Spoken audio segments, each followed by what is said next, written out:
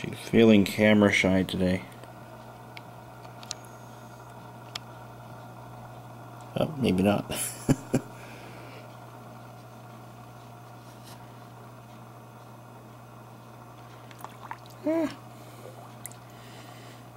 Anyway, this is Leela. She's probably almost 2 years old now.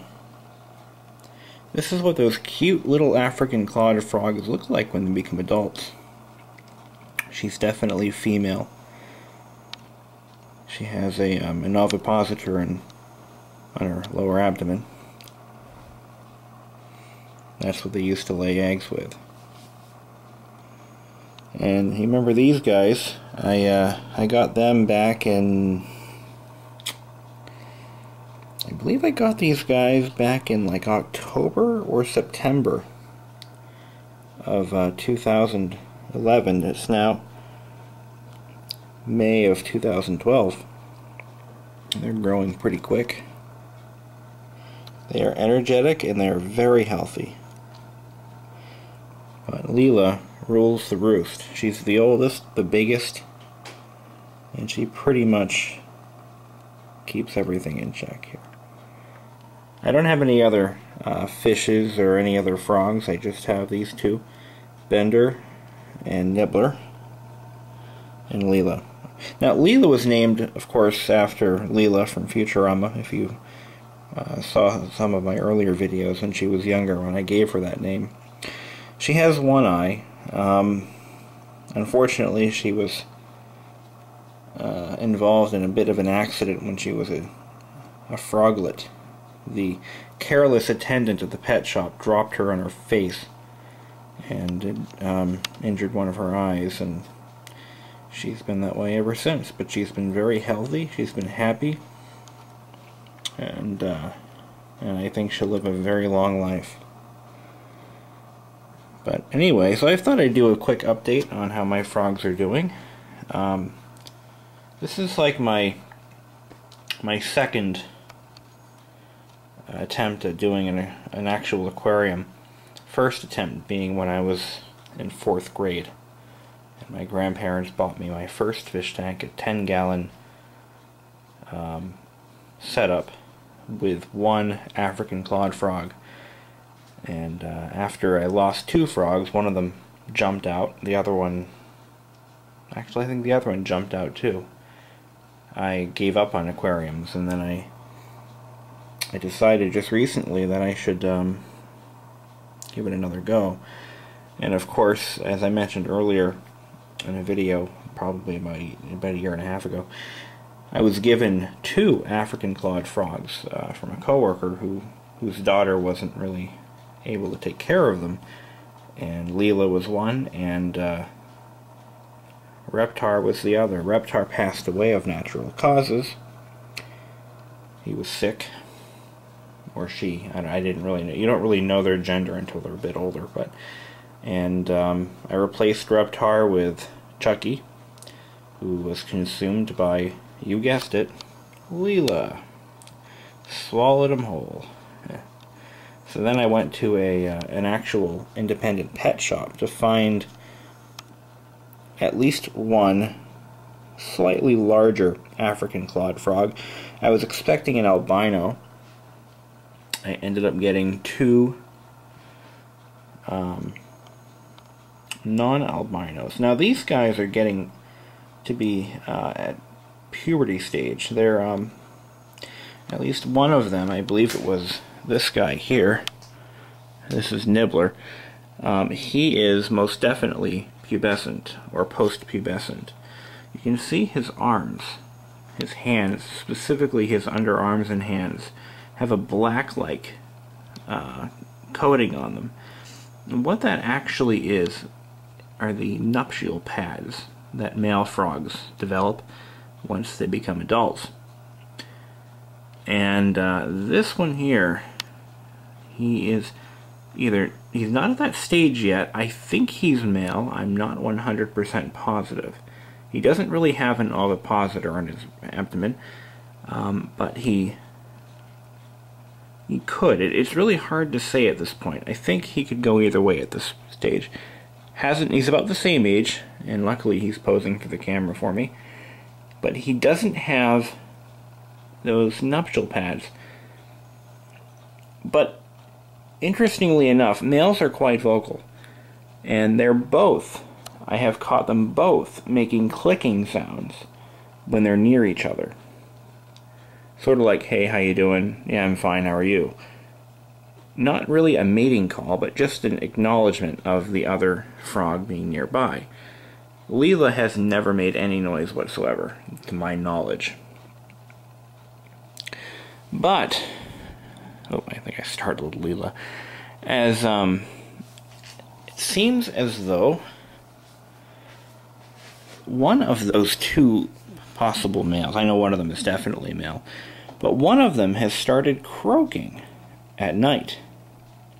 I've only heard it twice, but it is a beautiful sound when you can hear it. It's sort of like, like when you're driving down a country road at night in the springtime or summer, and you hear the frogs singing in the background. A little bit like that. It's more of a... Alright, I can only describe it this way. If you have a one of those water whistles that many kids grew up with, especially my age, it's a little whistle. It usually looks like a bird, and you fill it with water, and when you blow into it, it makes like almost like the sound of a telephone, sort of like that. That's what they sound like. In fact, if you Google African clawed frog mating calls, you can actually hear it for yourself. If I ever get a chance to record these guys making this noise, I will do that. It is a very peaceful, relaxing sound, and they only have done it for short bursts at a time. Sorry for the reflection of my floor in this glass, but it is what it is. Anyway, as for feeding, I've heard so many conflicting opinions, ideas, and practices. I give them a little bit every night. I don't load the tank up with food. I feed them by hand, because if I don't feed them by hand, Leela here will suck up every morsel of food in the tank. She really will. I mean, she's quick at finding food, and while the other little guys here are searching the bottom of the aquarium for food, Leela is taking it all from the top. So it's like they're not even getting a chance to eat. So I've decided to go against Darwin and just feed them by hand, and they seem to be taking to that quite well. How could you say no to a face like that? Aww. Anyway, so just to demonstrate just how much of a voracious eater Leela is, I will give her one pellet of Ruptomin. I use Ruptomin and bloodworms as a treat. If I feed them, you really should diversify their diet. Watch this. Hey. Gone in not even 2 seconds. That's how quick she is. You know, she is an eating machine. If I leave the food floating in the tank, it'll be gone within 10 seconds. She'll find it. Not 10. I'm right. Probably, realistically, within 30 seconds, the food is gone. So, I can't really just leave food in the tank for them to, eat, because she will overeat and die of obesity. I don't want that. I want her to live a nice, long, froggy life. And she's also very docile. Boink, boink, boink.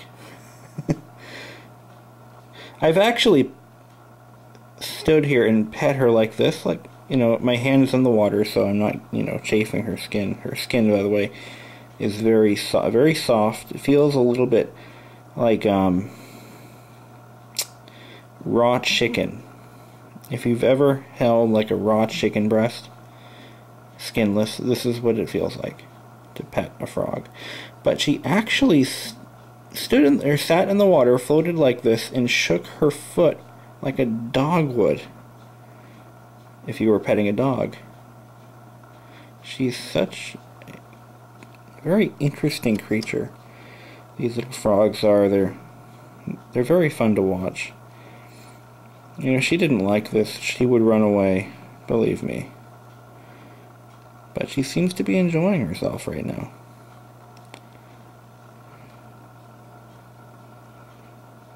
And I did raise her from a tiny little, not quite a froglet, but you know, a recently morphed frog into an adult, and I think she has come to know, you know, maybe the scent of my fingers or my hand, but she seems to know, you know, when I'm around.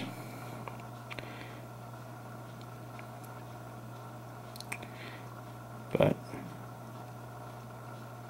yeah, she's such a cool little frog. Never handle a frog, you know, out of the water like this. Their skin is part of their oxygen delivery. It's basically a very thin membrane that can allow, you know, gases and liquids into the body.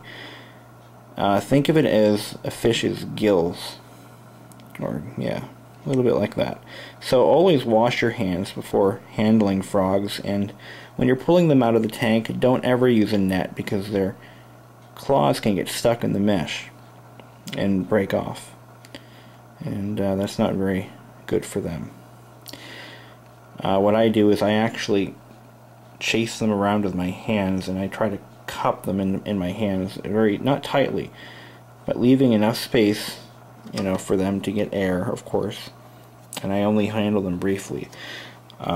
You know, never take them out of the water for fun because they're slippery. They could slip out of your fingers very easily, and while they can live outside of water, it can only be for a short period of time, a couple of hours. So unlike fish, when you drop a frog or when it jumps out of your hand, first of all, they can jump out of your hand. A fish will just land on the floor and flop everywhere. A frog will run away from you, and it can be a very comical event, but traumatizing for the poor frog. The frog will actually run around the room. It's kind of hard not to laugh when you think about it. I mean, a fish can't do that, but a frog can. I actually chased Leela all over the living room one day when I was changing the water, and she was basically jumping all over the place, and it was, not only was it funny, but it was also kind of panicky because she could wind up in a place where I could never get her, and that's a bad thing, or she could hurt herself by chafing against the carpet. Their skin, again, is very delicate, almost like silk. She probably thought. She has very poor depth perception, so she probably thought she saw something close by and she went to go lunge for it. She does that. The other frogs, not so much. They have 2 eyes. So anyway, you know, I've had her out of the water many times, like transferred into bowls while I'm changing the water, because while you're getting an aquarium established, you have a lot of you know, bacterial growth, bad bacterial growth.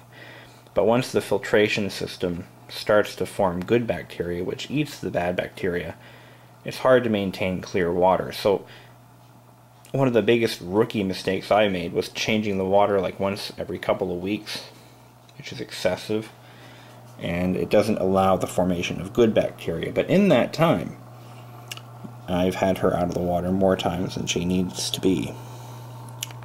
And I believe that may have been what led to the early death of Reptar. And they fight sometimes too. It's funny, they'll nibble on each other's limbs. These little guys are always going after her, you know, chomping on her legs. Then she kicks them off. It's like watching siblings fight. It really is. And they're not hurting each other. I've never seen them draw blood. I've actually had them clamped on my finger before. When I was feeding Leela, she would just clamp on my finger, and I could pick her up out of the water. It was that tight, but not enough to hurt me. I can only imagine what they could do to each other if they really wanted to. They could kill each other, but they don't. It's not very common. They can eat each other, yes, if one frog is too small, and, you know, that did happen, as I mentioned earlier in this video, when Leela ate and consumed whole a baby frog. It's cannibalism, yes, but in the animal kingdom these things happen. Protein is protein. But anyway, so now that the aquarium is fully established, I've settled on the 20-gallon long tank, and I've placed it at the end of my new counter bar. That's one of the reasons I made it 30 inches wide, so that it fits. In fact, it fits perfectly in the middle right here, right on the, yeah. Even gave it its own outlet, which is on a GFI outlet, or on a GFI circuit. So this outlet, which serves the fish tank, is on this GFI circuit here, which is, it begins at this outlet and goes to this one and to that one. So that way, if one of the pieces of equipment malfunctions, it's protected. Just one of those precautionary measures I decided to take when I put the tank in this wall. And there she is doing some very interesting pose for me. She wants to be on the camera, you know. As for personality, you know, they don't really... I've been trying to find personality traits in these frogs, and I haven't been able to find many. I mean, Leela is a voracious eater. She'll eat anything in sight, including her friends, in some cases. She's very good at finding food. She is definitely female. I can tell by some physical characteristics. She's larger. She looks like she's just very large, and female frogs are large.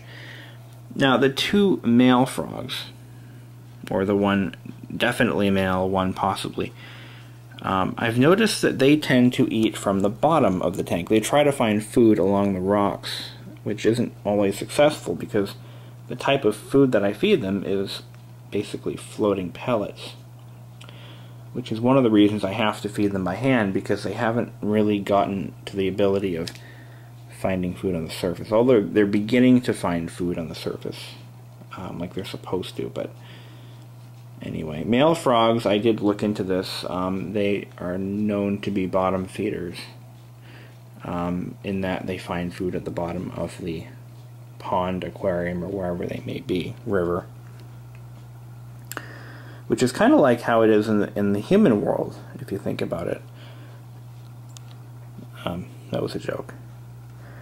But anyway, other than that, they're fairly docile. I mean, they do fight with each other. You know, they when they get into each other's way, they will not attack, but they'll nibble at each other's toes and fingers.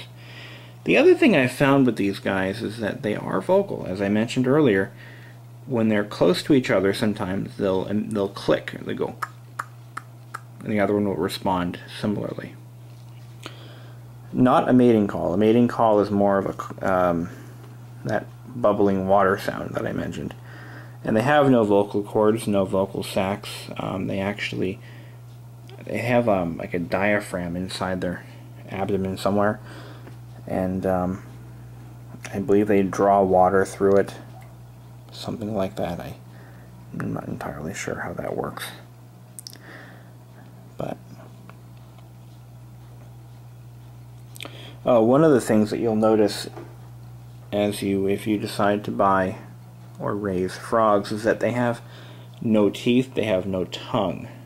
They have a hard ridge on their upper and lower jaw. That's how they chew their food.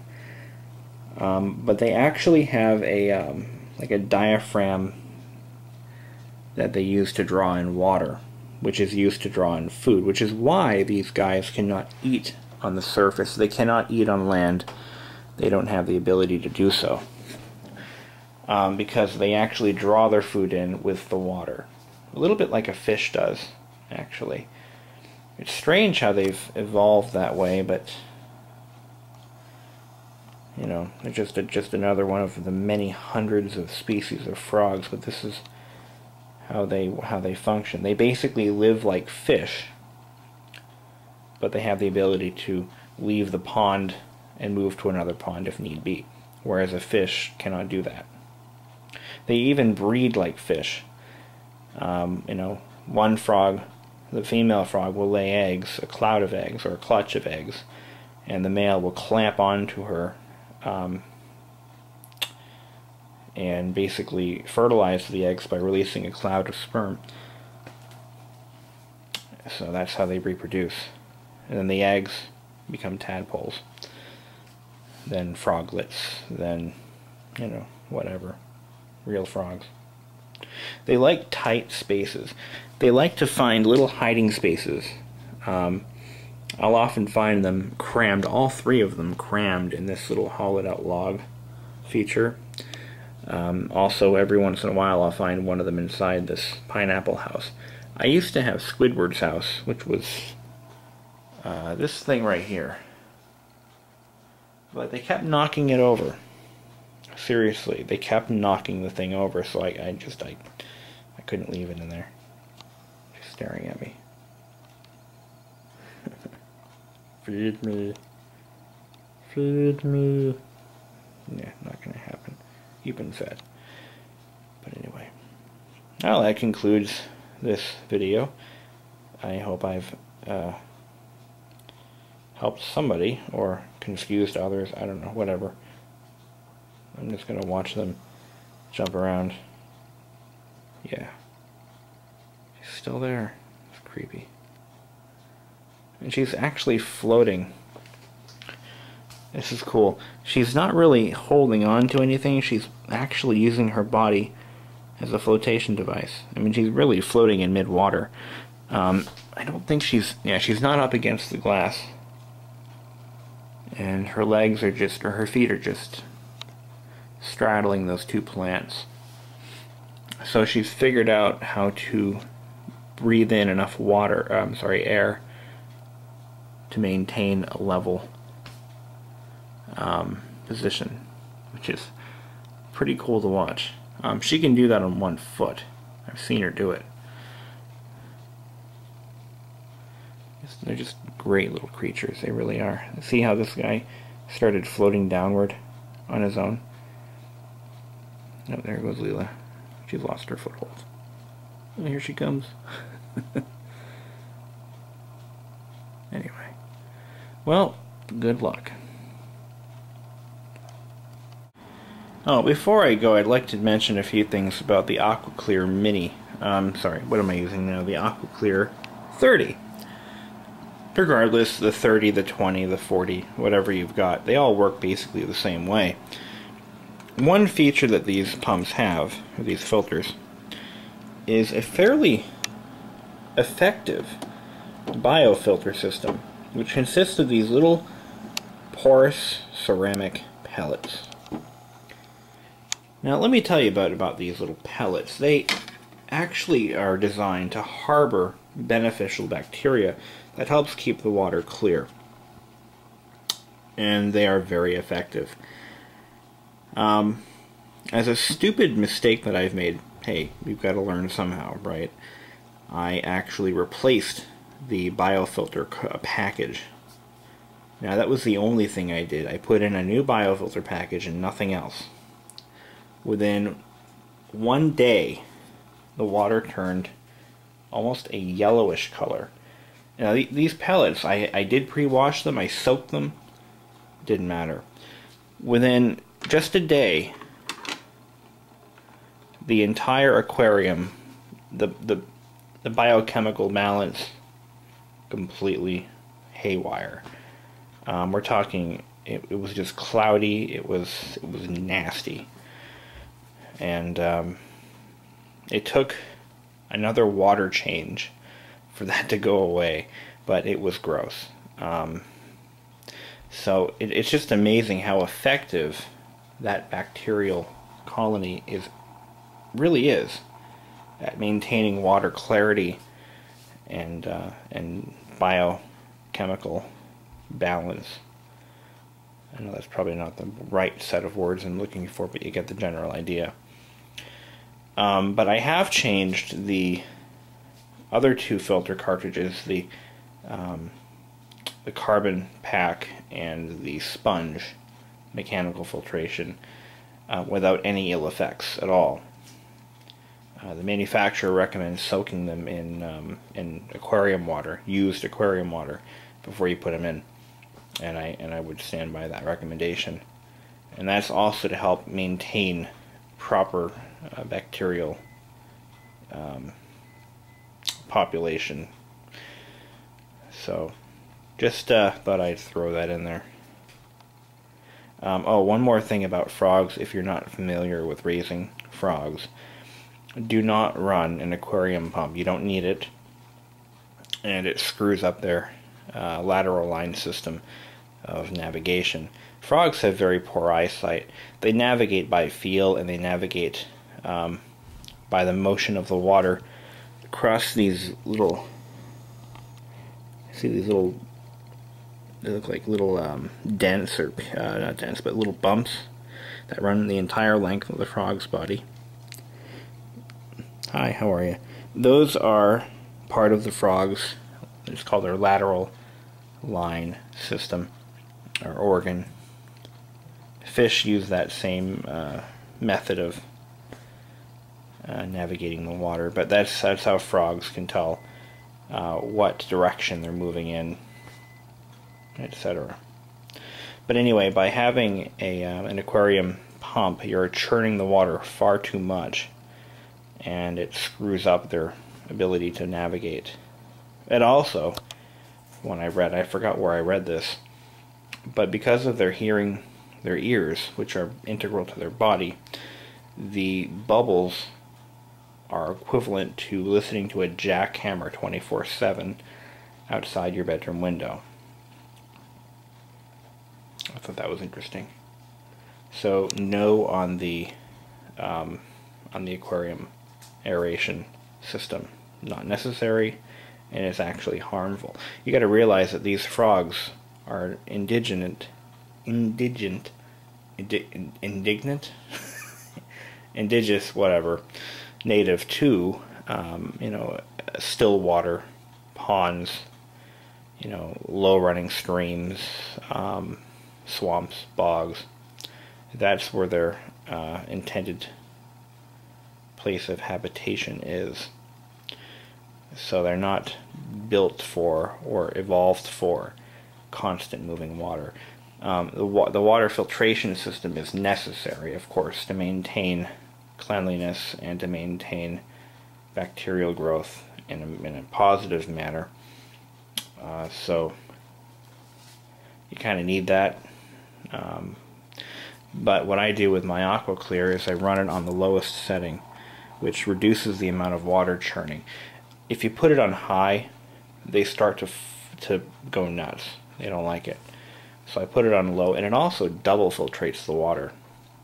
So the water stays in the filter longer and is allowed to remain cleaner for a longer period of time. So that's, again, one secret that I use for keeping the water clear. I don't really use chemicals. It's not necessary. I have well water. There's no chlorine in it. I don't use anything, exotic. Alright, I'm getting really tired, so you can probably tell in my voice. And these guys are wanting to go to bed. I'm going to have to turn the lights off. They're nocturnal, by the way.